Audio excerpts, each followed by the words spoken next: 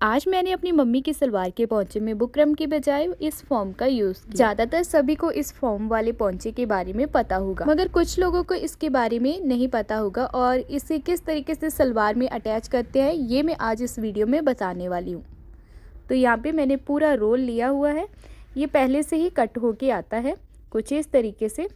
तो एक सलवार का भी यहाँ पे मुझे कट ही मिला था, तो अलग अलग से 1-1 मीटर का यहाँ पे कट मिलता है और एक सलवार की ये पहले से ही कट हुई है। और इसकी जो चौड़ाई है वो आप अपने अकॉर्डिंग कम ज़्यादा रख सकते हो, जैसे कि अभी मुझे इतना चौड़ा पोंचा नहीं चाहिए है। तो इस सलवार में पहले देख लेंगे कि हमारा बराबर आएगा भी या नहीं, ये कम तो नहीं पड़ जाएगा। तो इसको मैंने यहाँ पे डबल फोल्ड करके जब देखा तो ये अच्छे से कंप्लीट था, थोड़ा सा एक्स्ट्रा ही था। पहले यहाँ पे देखिए जितना भी पोंचा आपको चौड़ा चाहिए उतना आप कट कर लीजिए। देख ही सकते हो कि आप दोनों साइड में कितना टेढ़ा मेढ़ा सा कट हुआ है, तो इसको पहले सीधा कट कर लीजिए। वैसे तो इस तरह की जो फॉर्म है पोंचे में डालने के लिए मार्केट में से आसानी से मिल जाती है। अगर फिर भी आपको ना मिल पाए तो इसका लिंक आपको डिस्क्रिप्शन बॉक्स में मिल जाएगा, आप ले सकते हो। ये मैंने पहले से ही लेकर रखी हुई थी काफ़ी टाइम की, तो मैं किसी सलवार में इस तरह की फॉर्म डालती हूँ, किसी में नहीं डालती हूँ। तो ये रोल में भी आता है, जैसे बुकरम का गोल गोल सा रोल होता है, ठीक है। तो यहाँ पे मैं 2.5 इंच का मार्क कर रही हूँ, क्योंकि मुझे 2.5 इंच का ही पोंचा रखना है। आप 1.5 रख सकते हो, 2 रख सकते हो, 2.5 रख सकते हो। ये सारी का सारा अगर आपको बनाना है तो सारा भी बना सकते हो, ठीक है। 3 इंच में इसकी जो लेंथ है वो आती है। तो यहाँ पे मैं हल्का हल्का सा इसको कट कर रही हूँ। तो पेन इसके ऊपर चला नहीं था, मगर हल्का हल्का सा इसके ऊपर निशान बन चुका था, पता नहीं पेन ख़राब था या कुछ और। तो यहाँ पे मेरा मार्क तो लग गया था दबाव की वजह से। तो इसी दबाव के ऊपर मैं कट कर लूँगी। कट करने के बाद इसको डबल फोल्ड कर लेंगे, अलग अलग कर लेंगे दोनों पोंचों की जो फॉर्म है। तो एक फॉर्म को लेंगे और जो एक्स्ट्रा कपड़ा है उसको ले लेंगे, ठीक है। तो इस कपड़े के ऊपर आपको पहले फॉर्म अटैच नहीं करनी है, तो इस कपड़े को पहले सलवार की मोरी में अटैच करेंगे।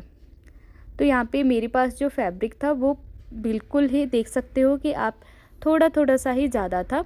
अगर आपकी सलवार का जो कपड़ा है वो हल्का है तो इसको कवर करते हुए ही लगाएं, जैसे कि हम मोरी को दूसरी साइड से कवर करते हुए ही लगाते हैं, ताकि बुकरम जो है मोरी के बीच में दिखे ना। इसी तरीके से आपको फॉर्म को लगाना है। मगर ये वाला जो सर्दियों वाला स्टफ़ था इसके बीच में बिल्कुल भी दिख नहीं रहा था। तो यहाँ पे मैंने सलवार की मोरी का सेंटर किया और इस फैब्रिक पट्टी का सेंटर किया। सेंटर को मिलाते हुए यहाँ पे एक सिलाई लगा लेंगे। तो आप जितना भी मार्जिन रखते हो, 1 पैर का मार्जिन रखते हो, आधा इंच का मार्जिन रखते हो, उतनी सिलाई लगा लीजिए। सिलाई लगाने के बाद यहाँ पर देखिए कुछ इस तरह से इसको मैंने फ़ोल्ड कर दिया। ये वाले मार्जिन को नीचे की तरफ फ़ोल्ड कर देंगे और फॉर्म का भी मैं सेंटर कर रही हूँ, ताकि जो फॉर्म है दोनों साइड में बराबर आए। कुछ इस तरह से इस दबाव के ऊपर आपको फॉर्म को रखना है। तो यहाँ पे चाहो तो आप एक पिन लगा लेना, ताकि जो फॉर्म है इधर उधर ना हो। कुछ इस तरह से इस सिलाई के ऊपर फॉर्म की किनारी को रखना है और यहाँ पे फॉर्म की किनारी के ऊपर सिलाई नहीं लगानी है, फॉर्म के एक एक पैर के साथ साथ सिलाई लगानी है, ठीक है। कुछ इस तरह से। तो धीरे धीरे से यहाँ पे सिलाई लगाते हुए जाएंगे। जो सिलाई आप मार्जिन की देख रहे हो इसको कवर करते हुए फॉर्म को रखना है, पीछे नहीं रखना है। पीछे रखोगे तो आपके जो जब आप फोल्ड करोगे इस फॉर्म को तो किनारी सी पाइपिंग टाइप बन जाएगी, वो अच्छी नहीं लगेगी, ठीक है। तो यहाँ पे जो मेरा फैब्रिक था वो काफ़ी कम पड़ गया था, क्योंकि मेरे पास बिल्कुल भी एक्स्ट्रा फैब्रिक नहीं था इसके बीच में लगाने के लिए, मोरी कवर करने के लिए।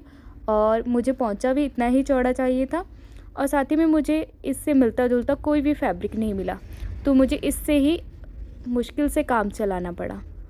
तो यहाँ पे मेरा फैब्रिक कम हो गया था, तो जैसे तैसे करके मैंने इसको कंप्लीट कर लिया। आप एक्स्ट्रा फैब्रिक ही रखना। मेरी यहाँ पे मजबूरी थी, क्योंकि मेरे पास इतना ज़्यादा फैब्रिक नहीं था फ़ोल्ड करने के लिए। तो यहाँ पे पोंचे को फ़ोल्ड कर देंगे और ये वाली सिलाई को आपको बिल्कुल सीधा रखना होता है, जो ये वाली सिलाई होती है। अभी यहाँ पे देखिए एक एक पैर की सिलाई लगाएंगे। पहले आपको कभी भी किनारी की तरफ सिलाई नहीं लगानी है, या फिर तो आप पोंचे के ऊपर वाली साइड में सिलाई लगाएं, या फिर एक एक पैर की सिलाई लगाएं। कुछ इस तरह से लगाते हुए जाएंगे। जब आप इस तरह से सिलाई लगाओगे तो पोंचे में बिल्कुल भी झोल नहीं आएगा।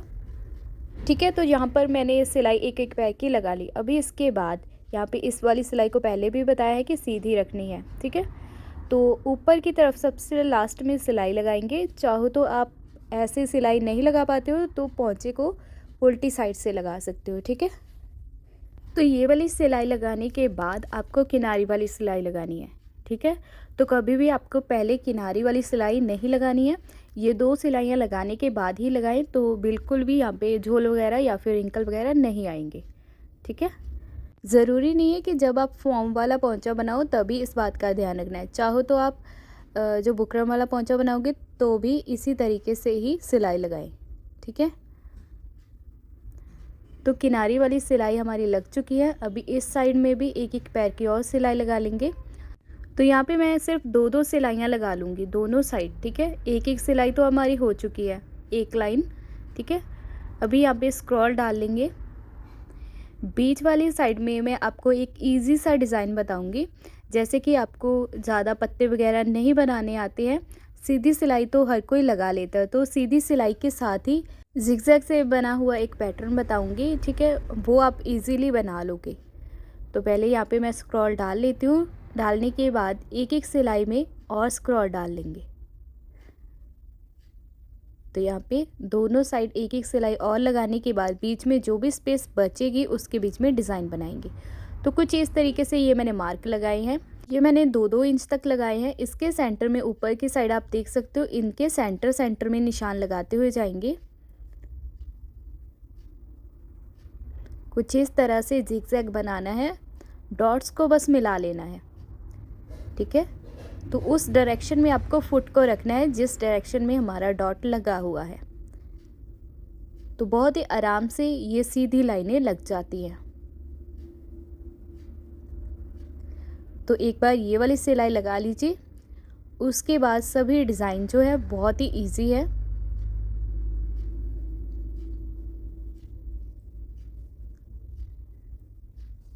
अगर आपको वीडियो पसंद आ रही हो तो ज़रूर लाइक कर देना।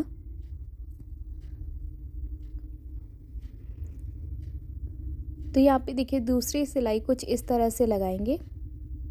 यहाँ पे पहले मैं 2 इंच का मार्क कर लेती हूँ क्योंकि पहले यहाँ पे सिलाई नहीं लगाई थी मैंने। तो कॉर्नर में आपको बिल्कुल वहाँ से ही सिलाई लेनी है। यहाँ से आपको एक एक पैर का डिस्टेंस कर देना है। यहाँ से नीचे से मिलाएंगे तो कॉर्नर की तब भी मिलाएंगे। देखकर आपको अच्छे से समझ में आ गया होगा कि ये वाली सिलाई आपको किस तरह से लगानी है। ऊपर देखिए मैं एक एक पैर का डिस्टेंस दे रही हूँ और नीचे मैं ये वाले कॉर्नर में मिला रही हूँ।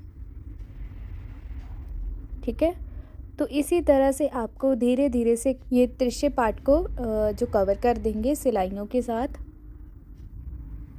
तो ये सिलाई लगाना भी बहुत ही इजी है। इसको फिल करने के बाद नीचे वाले जो कॉर्नर हैं वो खाली बच जाएंगे, तो उनको किस तरीके से करेंगे ये भी मैं आपको बताऊंगी बहुत ही इजी तरीके से। तो जितना इजी डिज़ाइन हो सकता था वो मैंने आपको बताया है। तो पहले मैं इस वाले पार्ट को कंप्लीट कर लेती हूँ। तो धीरे धीरे से आप देख ही सकते हो कि कितना सुंदर सा डिज़ाइन बनता हुआ जा रहा है।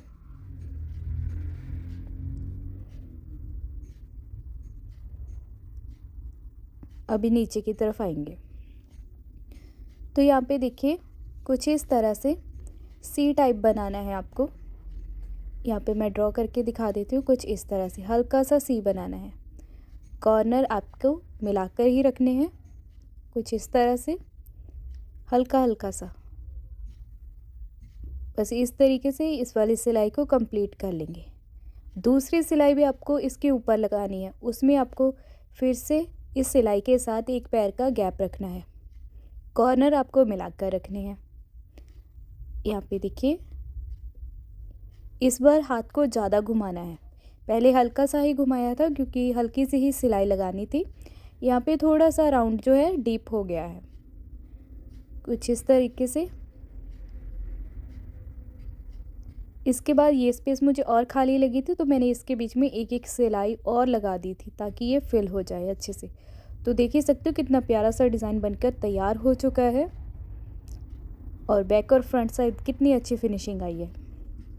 तो दोनों पोंचे को इस तरीके से ही रेडी कर लेंगे। उम्मीद करती हूँ कि आपको ये फॉर्म अच्छे से पोंचे के बीच में लगाना आ गया है। ये वीडियो अगर आपको पसंद आई है तो कमेंट में रेड कलर के हार्ट भेज देना और वीडियो को शेयर कर देना।